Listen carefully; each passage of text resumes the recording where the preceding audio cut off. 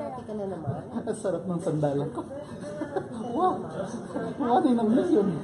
Wait. Meron pa Old Spice one na Basil dun.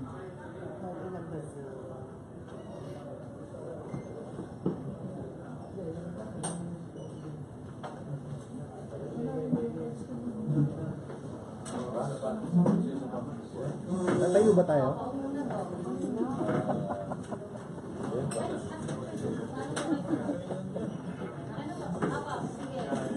Suplado. May listahan ba tayo? Wala ba kay Boss Butch?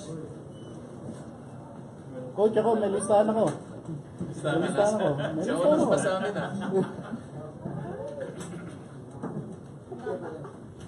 Sandali kasi. Around me to see Boss Butch. Yun lang natin. Live sa TV. Hindi, kukumainte lang namin yung... Bago ba umupo rito? Pwede. Tayo. Gano'n sa natin, live lang sa TV daw. Actually, ikaw nakasalang dyan. Kamukha ni Master Alan. Ano si Ryan? Hi, good afternoon, everybody. Thank you for being here. At this time, we just want to really announce the pool for the next window that will happen November 30, December 3. Both games will be in Manila. Mall of Asia against Kazakhstan on the 30th of November and December 3 against Iran.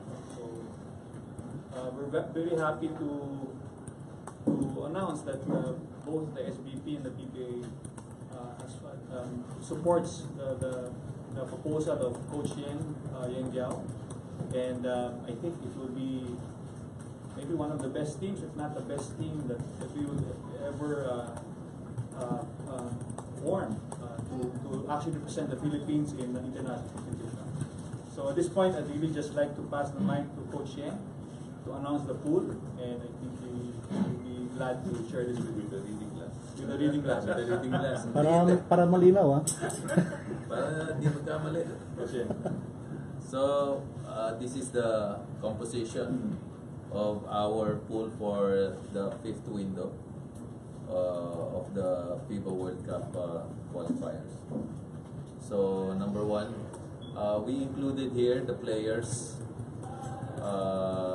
who are suspended still but would be available for the Iran game.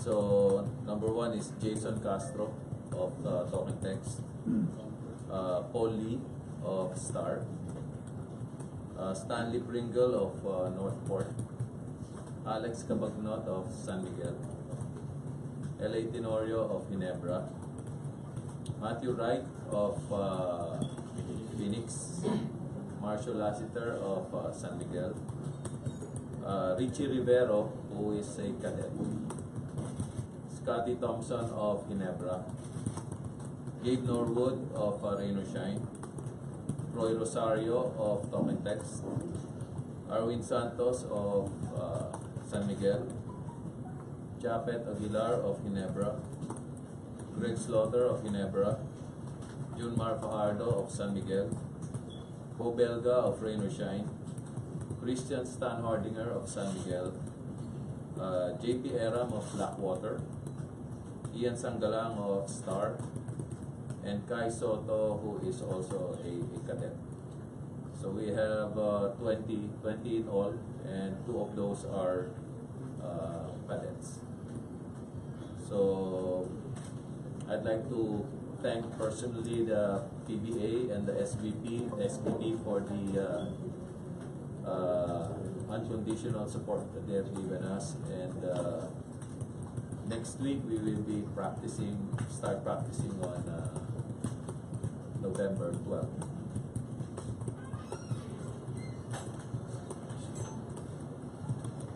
Our practices next week will be November 12th, November 14, and November 16, and after which we will wait for the PBA to suspend the games, and then we will practice every day from there on.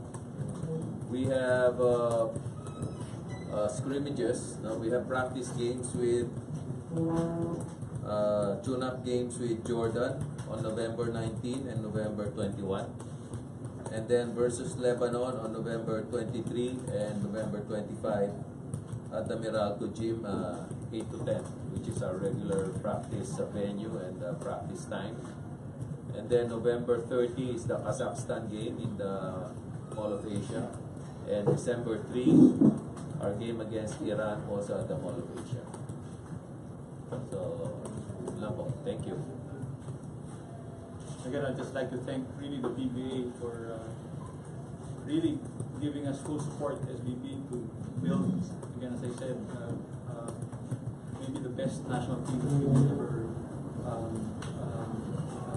have to play in international competition. So maraming salamat. So I don't know whether Commissioner Willie Marshall would also want to say a few words. Katulad ng sinabi ng board, all-out support naman ng PBA. Nag-meeting kanina sa office, nakausap si Coach Yeng. Ilatag ni Coach Yeng yung plano at yung players. Yun nga, ang pool ni Coach Yeng yung 160 players ng PBA. Kung sinong gusto niya, kung sinong kahit coaches, pwedeng kuhanin ni Coach Yeng. Sige. The lineup was proposed by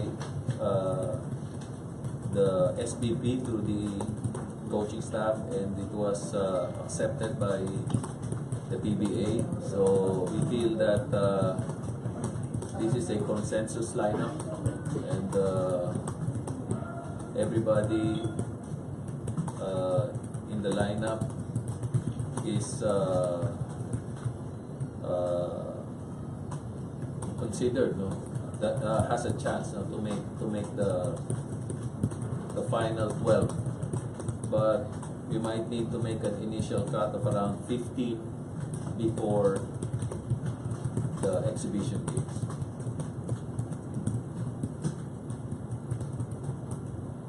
Will that be the same date nun sa bago mag-exhibition na mag-decide kayo kung sino ang naturalize nyo?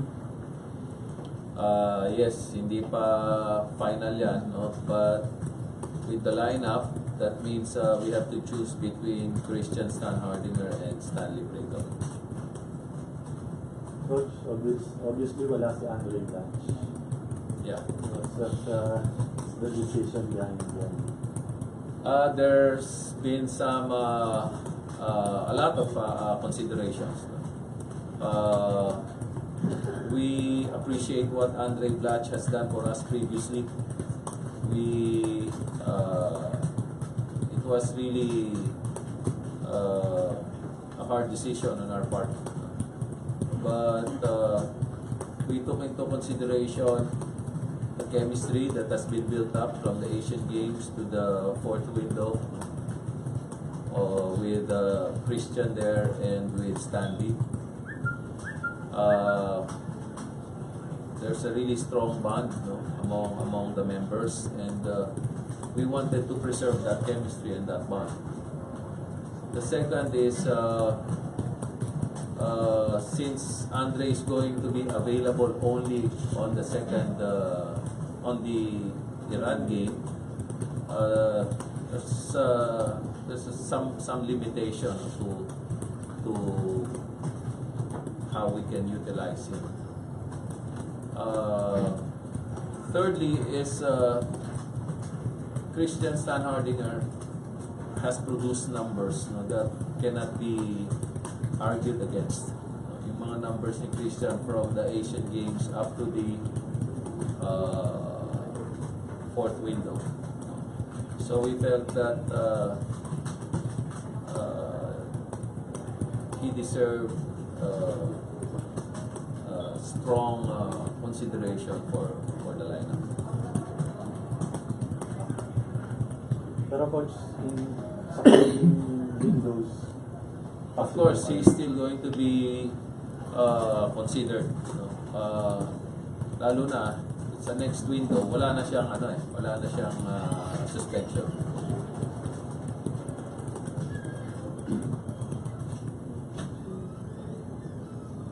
Terrence, Romeo. Ano rin yan, consensus din, no? From the coaching staff, we also sought the approval of the SVP and the PBA, and they supported the decision. So there's just too much talent in this team. Masyadong, especially in the guard position. No? So we felt that Terrence is also going to be considered just like Blatche in the next window, but we would like to be able to again reward the guys who already played in the fourth window and also the guys who played in the Asian Games. Along those lines, Coach, parang parating sa amin, yung lineup na the final 12 that you will arrive at, parang basically yun rin na nasa fourth window.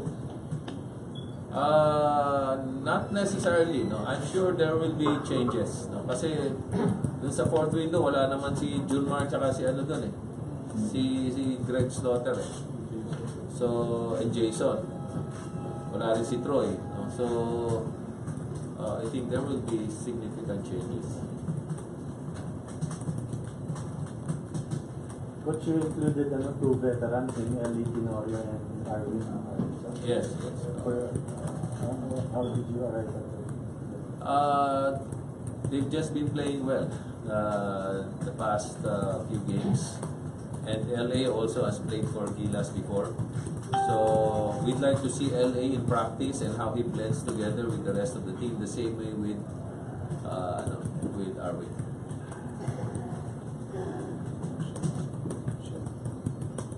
What about Kai Soto? How confident are you that you can With Kai kasi we have nothing to lose and everything to gain with Kai. If he's there, I'd like to see him play against the big boys and be able to accelerate his development. And who knows, no? Baka gulatin tayo, baka mamaya makakuha siya ng slot sa top 12. No? We don't know that, but we have nothing to lose. I think Kai is our future, and we're just trying to make use, no, of the opportunity for him to be developed and be able to upgrade the competition that he's been playing in. Kasi dominado niya masyado yung high school, dominado din niya yung under 18. So now maybe it's time for him to try the big boys. Or the old boys, kasi big boy din siya. Biggest weight. Coach, ang comment mo naman dun sa sinabi ni Sir Al na ang best assembled, best team possible ba? On paper, yes, no, but I guess the burden is for us to prove that it's really the best or one of the best teams. And it's only possible with the cooperation of the PBA owners, the PBA board, chairman natin, si Boss Ricky, and Boss MVP and Boss RSA. I think kung hindi natahi-tahi ni Commissioner lahat yan, hindi natin magagawa itong team na to. Marshall Bastila, ha? Coach, si Blatche na-inform na about Hindi pa kasi ngayon lang talaga this is really the first time, no, that that lineup has come out. So from here dito na tayo magtatrabaho. So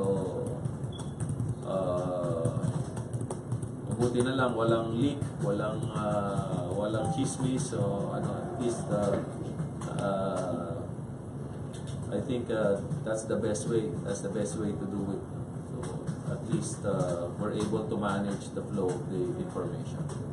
We just had the meeting this morning, so wala nga siyang dala. Wala akong dalang We confiscated the paper. Baka makalimutan ko, ano. So hintay raw ni Blatche yung tawag.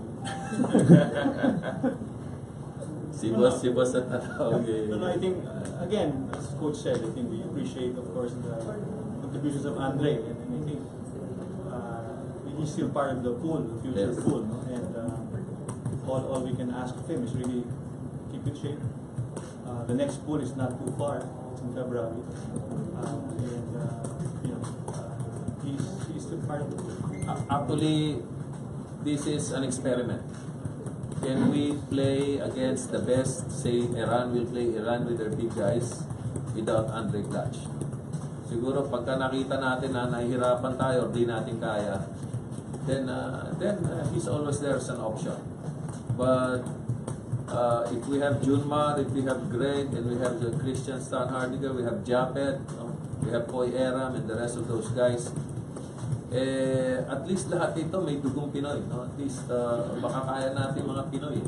Kung hindi naman, magpatulong tayo. Pero kung kaya natin, kayanin natin. Coach, obviously yung ito yung 2 games are both crucial in our campaign. Yes, dahil yes. Ito yung dalawang home games natin, last 2 home games. Yes, and we will rely very strongly on the support of our crowd, our hometown crowd. Kasi na-miss namin yan nung huling game natin dito against Qatar.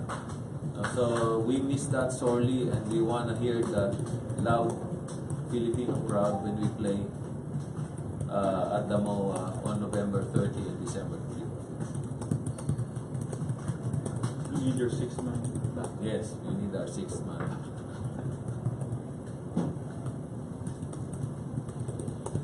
Okay. Okay na? Thank you. Okay. Thank you. Thank you. Thank you. Good luck. Thank you, boss. Thank you, sir.